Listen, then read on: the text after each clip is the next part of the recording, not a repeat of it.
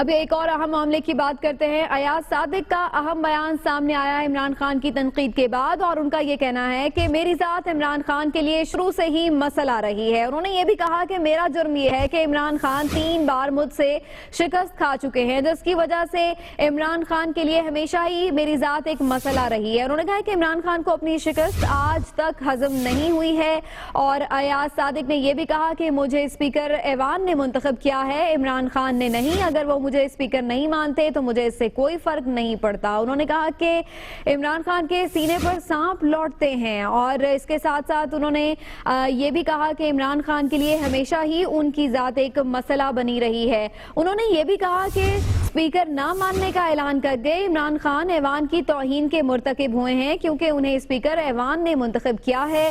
انہوں نے یہ بھی کہا کہ ریفرنسز پر میں نے جو کیا اپنی عقل، فہم اور سمجھ کے مطابق کیا ہے، اور باقی جو کرنا ہے وہ الیکشن کمیشن کو کرنا ہے۔ تو ایاز صادق کا بھی ایک تفصیلی رد عمل سامنے آیا ہے۔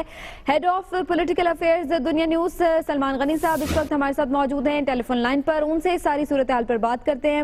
سلمان غنی صاحب، ایاز صادق نے بھی کافی کھل کے رد عمل کا اظہار کیا ہے جو عمران خان نے آج ان پر تنقید کی ہے، ان کا مزید کیا کہنا تھا، اور آپ کا تھوڑا تجزیہ بھی چاہیں گے۔ آپ اس ساری صورتحال کو مزید پھیلتا ہوا دیکھ